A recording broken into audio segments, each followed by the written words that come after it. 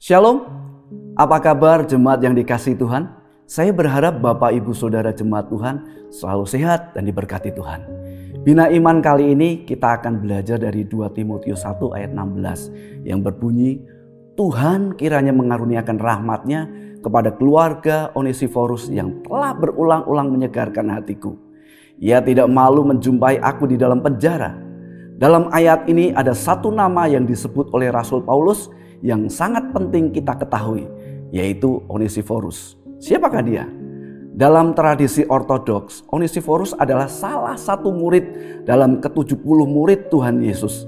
Hal ini tercantum dalam naskah yang ditulis oleh Hippolytus dari Roma yang merupakan murid dari Irenaeus, di mana Irenaeus sendiri adalah murid dari Polikarpus dan Polikarpus murid dari Rasul Yohanes. Naskah tersebut berjudul On the 70 Apostle of Christ atau mengenai 70 Rasul Kristus. Naskah ini ditulis sekitar abad ketiga, namun ditemukan kembali pada tahun 1854 di Gunung Ethos. Mengapa Rasul Paulus menyebutnya dalam surat keduanya kepada Timotius? Sepenting apakah keluarga Onesiforus ini baginya? Ketika itu terjadi penganiayaan kepada umat Kristen di Roma oleh pemerintahan Nero. Hal inilah yang membuat umat Kristen pada saat itu melarikan diri dan bersembunyi. Banyak di antara mereka juga yang tertangkap dan dihukum mati. Saat itu mereka melupakan Rasul Paulus yang telah tertangkap dan dipenjarakan. Namun berbeda dengan keluarga Onesiforus yang justru dengan berani mencari Rasul Paulus hingga mengunjunginya di penjara.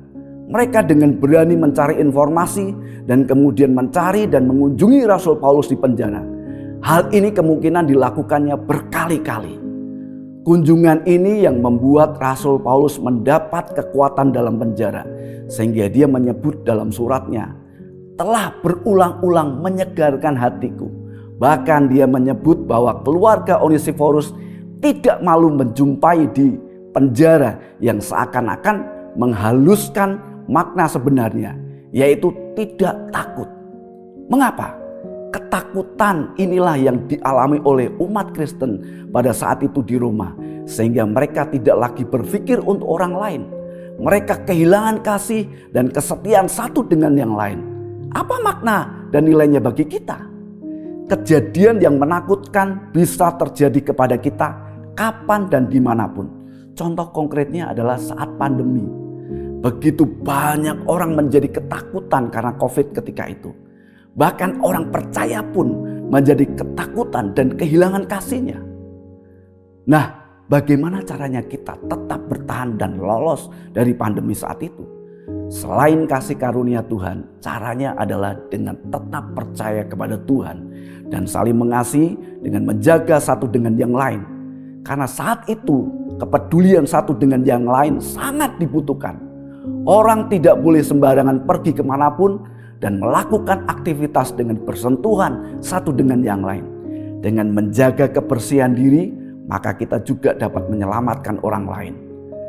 Dan disinilah praktek kasih yang tulus diperlukan untuk membantu orang lain. Menolong orang lain tanpa bersentuhan, membantu orang lain tanpa harus kontak fisik. Bahkan gereja menggerakkan para pelayannya untuk saling mendukung melalui media sosial yang ada. Tetap mengadakan ibadah online untuk menjaga iman setiap orang percaya.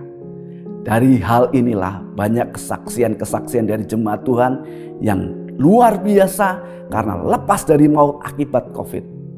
Nah, saat ini memang kita telah terhindar dari pandemi yang menakutkan itu. Namun demikian, kita tetap harus mengaplikasikan kasih itu terus-menerus. Saling mengasihi dengan saling membantu dan mendukung perlu dikembangkan. Karena hari-hari ke depan kita tidak tahu apa yang akan terjadi. Dengan kasih dan kesetiaan kita kepada Tuhan dan sesama akan membuat kita bertahan dalam kondisi apapun. Amin. Haleluya. Tetaplah setia. Tuhan Yesus memberkati.